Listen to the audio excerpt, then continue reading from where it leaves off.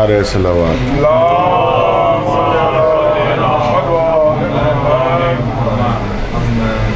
حضرات، قبل اس کے کہ حکم کے مطابق پیشخانی کے طور پہ مرثیہ کے چند بند آپ حضرات کی خدمت میں حاضر کریں، 2 سے 2.5 منٹ کی گفتگو آپ حضرات سے مرثیہ کے حوالے سے کرنا چاہتے ہیں۔ پہلا سبب تو یہ کہ جس شخص کے ایصال ثواب کی مجلس ہے وہ خود بہترین مرثیہ خواں اور مرثیہ گو شاعر تھا۔ دوسری بات یہ کہ افسوس کی بات ہے کہ ہمارے یہاں مرثیے کو صرف ایک مذہبی روایت سمجھ لیا گیا ہے، اور مرثیہ پڑھنا، مرثیہ خوانی یہ صرف روایتی انداز میں ہو رہی ہے۔ تو وہ لوگ وہ لڑکے جو لڑکے ابھی زندگی میں آگے بڑھ رہے ہیں، جو ملازمت کر رہے ہیں، جو اس میدان میں ہیں، ان کے لیے ضروری ہے یہ جاننا کہ مرثیہ ان کو کیوں پڑھنا چاہیے اور مرثیے سے فوائد کیا ہیں۔ ورنہ ہم مرثیہ پڑھ دیں، آپ سبحان اللہ واہ واہ کریں گے اور چلے جائیں گے۔ میرا ذاتی تجربہ یہ ہے مرثیہ کے حوالے سے کہ جس شخص نے بھی مرثیہ پڑھ لیا وہ آرٹ آف کمیونیکیشن کا ماہر ہو گیا۔ صحیح بات ہے، بہت صحیح۔ اور اس کی نظیر میری نگاہ میں اس وقت اس مجلس میں 2 حضرات موجود ہیں،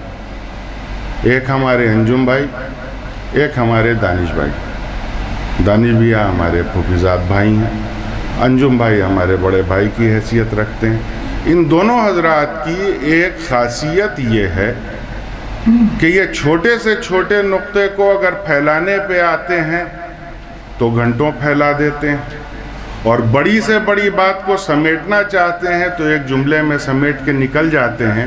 اور سننے والے تک وہی بات پہنچتی ہے جو بات یہ کہنا چاہتے ہیں۔ یہ فن کہاں سے آیا؟ ہم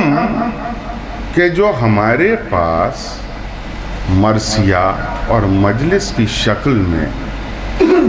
اسکول آف کمیونیکیشن موجود ہے۔ ہم MBA میں پڑھ رہے ہیں کمیونیکیشن، ہم ماس کمیونیکیشن میں پڑھ رہے ہیں، ہم ڈیفرنٹ جگہوں پہ جا کے کمیونیکیشن پڑھ رہے ہیں۔ اگر یہ کمیونیکیشن کی صلاحیت آپ کے اندر پیدا ہو گئی، چاہے وہ کسی بھی زبان میں ہو، تو آپ چاہے کوئی بھی زبان بولیں، آپ کا سخن فصیح بھی ہوگا، بلیغ بھی ہوگا، اور اپنی بات مکمل کہنے پر قادر بھی ہوگا، اور جس کو جواب دینا ہوگا اس کو آپ دنداں شکن جواب بھی دے سکتے ہیں۔ لہٰذا نئے لڑکوں سے، اپنے بھائیوں سے یہ گزارش ہے کہ خود بھی مرثیہ پڑھیں، اپنے بچوں کو بھی مرثیہ پڑھوائیں۔ اس سے 3 چیزیں ہوں گی۔ قلی قطب شاہ سے اردو کی تاریخ میں مرثیہ کی شروعات ہوتی ہے، اور میر انیس تک آتے آتے مرثیہ نے بہت سارے رنگ بدلے۔ بیت سے شروع ہوا تھا، مرثیہ بند پہ آ کے ختم ہوا۔ موضوعاتی اعتبار سے مرثیہ میں بہت فرق میر انیس تک نہیں آیا۔ کربلا کے واقعات نقل کیے جاتے تھے، روایتیں نقل کی جاتی تھیں، جنگ کے منظر نقل کیے جاتے تھے، بیان ہوتا تھا، شہادت ہوتی تھی، بیان ہوتا تھا، اور دعائیہ ہوتا تھا۔ میر انیس کے بعد لوگوں نے یہ کہہ دیا تھا کہ اب اس کے آگے مرثیہ کہیں نہیں جا سکتا ہے، دبیر اور انیس کے بعد۔ اور اس روایت کے اوپر ایک مدت تک کہا جاتا رہا مرثیہ. اس کے بعد افق مرثیہ گوئی پر 2 آفتاب نمودار ہوئے. ایک کا نام تھا جوش، ایک کا نام تھا جمیل مظہری. یہ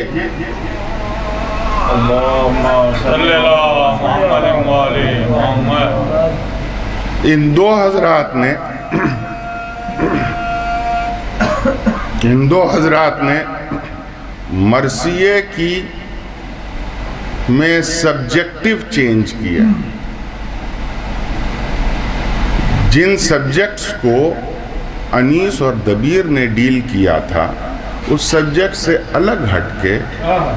عصری تقاضوں کے اعتبار سے، عصری مسائل کے اعتبار سے مرثیے نظم کیے. اس میں ہوا یہ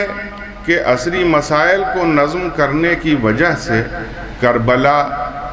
کربلا کے شہداء ایک استعارہ بن گئے حق کا، اور یزید ایک استعارہ بن گیا باطل کا.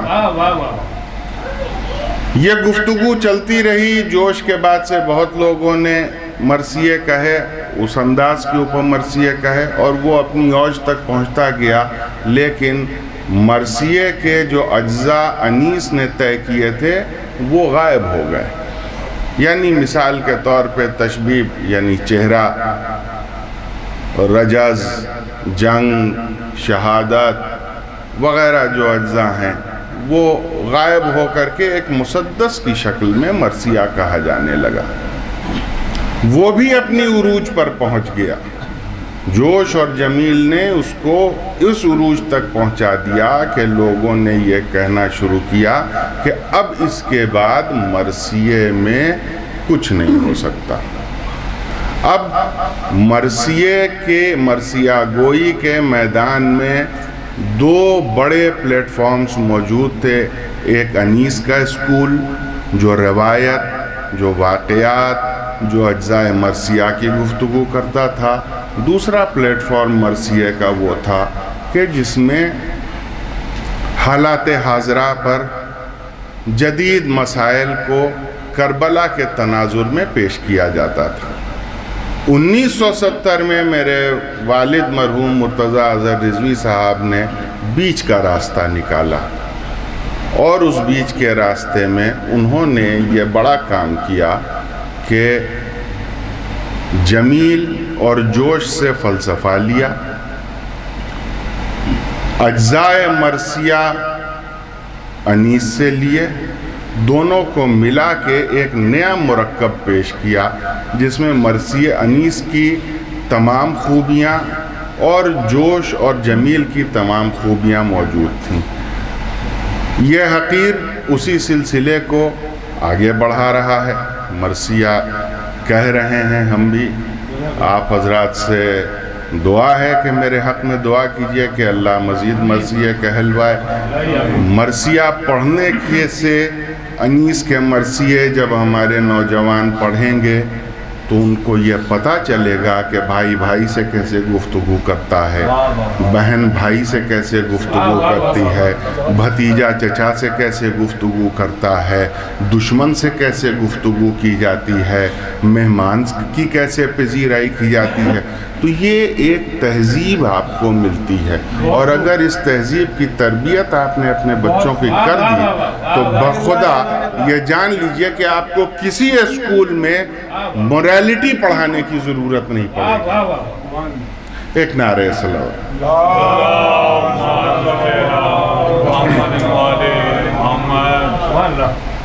اپنے ہی ایک نو تصنیف کردہ مرثیے کے چہرے سے 8-10 بند اجازت ہو.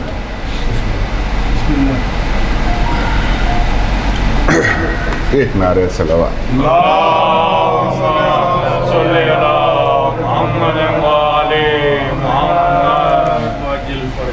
اس مرثیے کے چہرے میں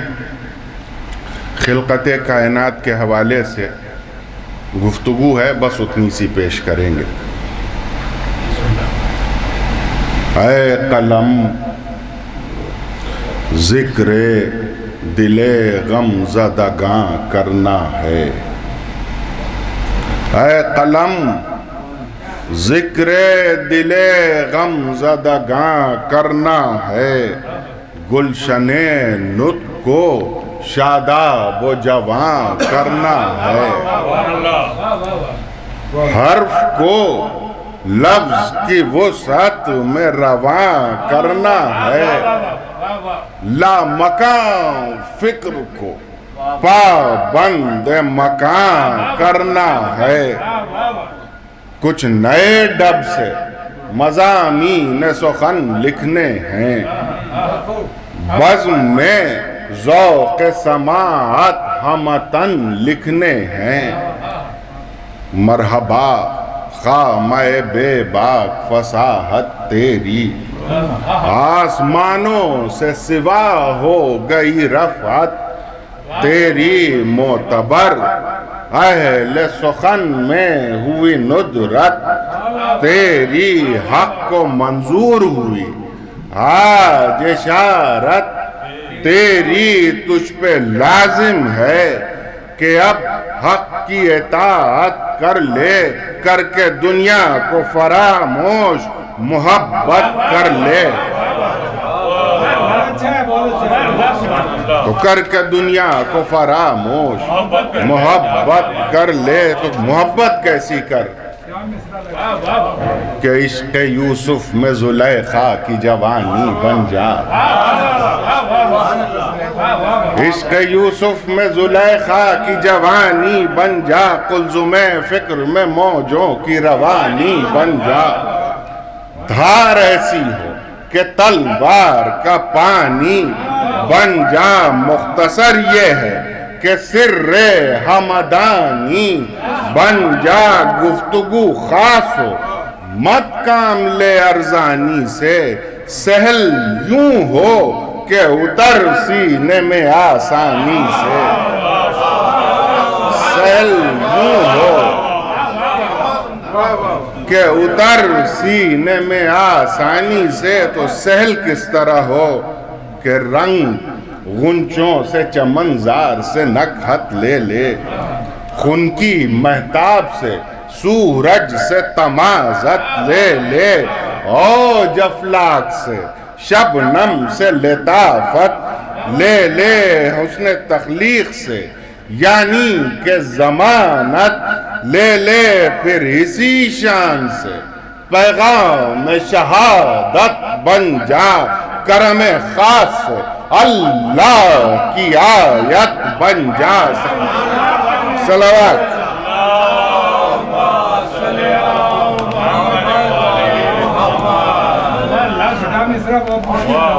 تو اب جب ایسا ہو جا تو کیا ہو کہ عاجزی لہجے میں ہو، عجز بیاں دور رہے،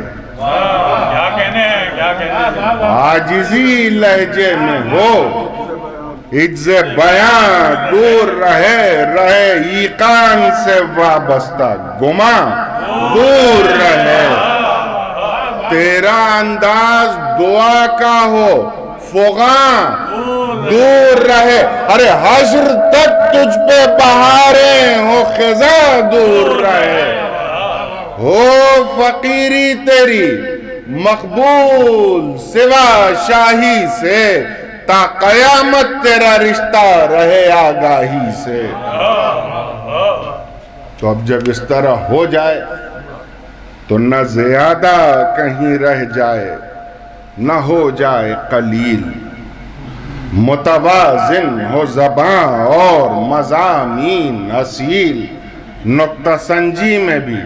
میزان پر رہ جائے عدیل، عین موقع پہ رہیں سارے کنائے تمثیل، لفظ میں بخل نہ ہو اور نہ مصارف بے جا، نہ تو حامی رہے بے جا نہ مخالف بے جا، صلوات۔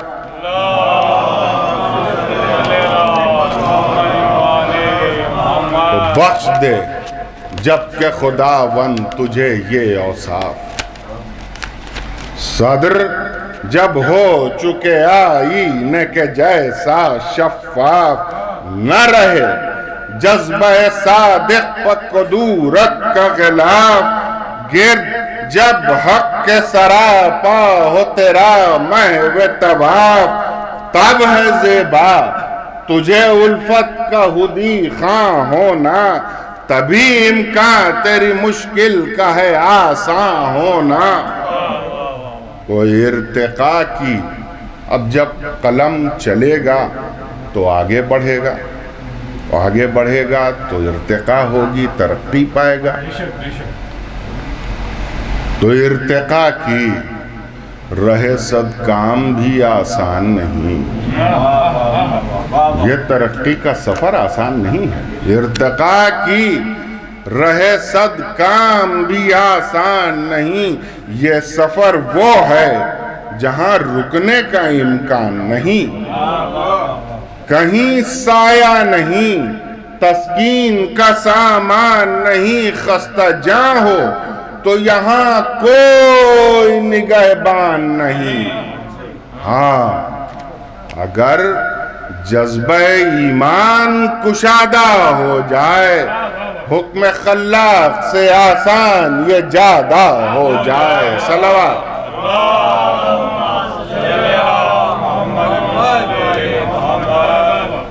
تو وہ بھی دن تھا اب دیکھیے تخلیق کائنات کا قصہ بس تھوڑی دیر میں آپ کی زحمت تمام وہ بھی دن تھا نہ تھا کچھ بھی نہ زمانہ نہ زمین وہ بھی دن تھا نہ تھا کچھ بھی نہ زمانہ نہ زمین نہ بلندی تھی نہ پستی تھی نہ دنیا تھی نہ دین نہ تھا عابد نہ عبادت تھے نہ سجدے نہ جبین نہ تو نظارہ نہ آنکھیں تھا فقط حسن حسین اس حسین کا نہ تو عاشق تھا نہ دیوانہ تھا جہاں بول رہا تھا وہی ویرانہ تھا صلوات جہاں بول رہا تھا وہی ویرانہ تھا تو حسن تخلیق نے تب ایسے میں انگڑائی لی خلقائی نہ ہوا عکس نے زیبائی لی چرخ نے حق کی رضا دے کے گیرائی لی امر ربی سے ملائک نے شناسائی لی منطق و بحث کا ابلیس نے پھر باب لیا اور بڑھ کے آدم نے تپیدہ دل بے تاب لیا صلوات بڑھ کے آدم نے تپیدہ دل بے تاب لیا تو ناز کر عشق کا تو ہی ہوا حامل اے دل تو ہی لیلا اے محبت کا ہے محمل اے دل تجھ سے رنگی ہوئی ہستی کی یہ محفل اے دل تجھ سے خلقت کا سبب ہو گیا کامل اے دل جز تیرے حق کی کوئی اور نشانی نہ ہوا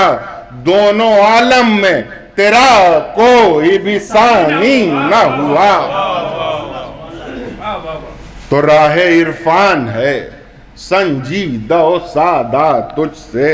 ذوفشاں ہو گیا ایثار کا جادہ تجھ سے ہو گیا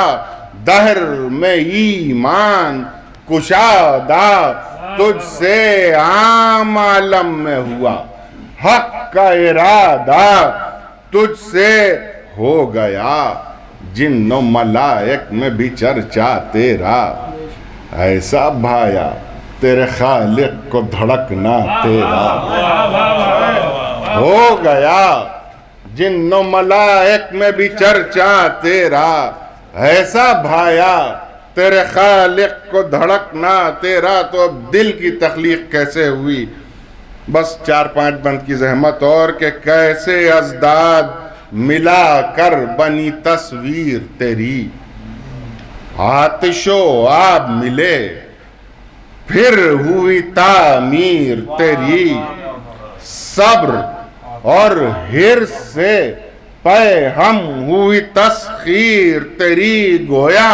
ہاتھوں میں تیرے دی گئی تقدیر تیری، خیر اور شر کی تجھے حق نے ہدایت دے کر سونپ دی،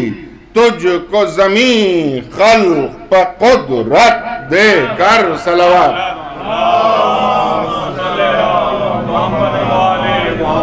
تو تیری آمد پہ ہوا فرش زمین کا مسرور، کیونکہ تھا زیر نگیں تیرے جہاں کا دستور، تجھ سے ہونا تھا یہاں دہر میں اللہ کا نور، ہاں مگر فرض جہاں بانی میں راحت تھی دور، ہاں مگر فرض جہاں بانی میں راحت تھی دور، عرش سے کر کے وہ بھٹکانے کی تاسیس چلا، تیرے ہمراہ دبے قدموں سے ابلیس چلا، تیرے ہمراہ دبے قدموں سے ابلیس چلا، تو آ کے دنیا میں حکومت کے ارادے جاگے، نئے رخ سے بشریت کے تقاضے جاگے، دشت شش جہد کھلا اور نئے جادے جاگے، نو بنو راہ پہ منزل کے اشارے جاگے، کارواں شوق کا یوں گر میں سفر ہونے لگا، شہر امکان کی دیوار میں در ہونے لگا، صلوات۔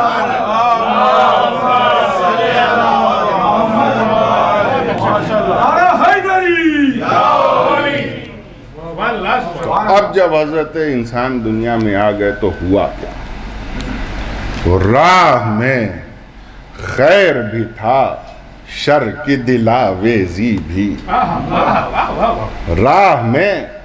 خیر بھی تھا، شر کی دلاویزی بھی، سستگانی بھی تھکن سے تھی، کبھی تیزی بھی، راحتیں بھی تھی میسر، تھی عرق ریزی بھی، ظلمتوں کی تھی گھٹن اور سحر خیزی بھی، شوق منزل کو جگا کر ہم دم رکھنا تھا، یعنی اس راہ میں جم کے قدم رکھنا تھا، یعنی اس راہ میں جم کے قدم رکھنا تھا، تو دل کی رجت کا سفر خدا کی طرف جب دل پلٹے آپ کا، تو دل کی رجت کا سفر سخت بھی آسان بھی تھا، ہم نفس رحمت خالق تھی تو شیطان بھی تھا، دل کی رجت کا سفر سخت بھی آسان بھی تھا، ہم نفس رحمت خالق تھی تو شیطان بھی تھا، رہبری بھی تھی، بھٹک جانے کا امکان بھی تھا، جہل ایک سمت تھا، ایک سمت میں برہان بھی تھا، وسوسے بھی تھے حقائق سے پھرانے والے، اور کچھ راہ خدا کو تھے دکھانے والے۔ اللہم صلی علی محمد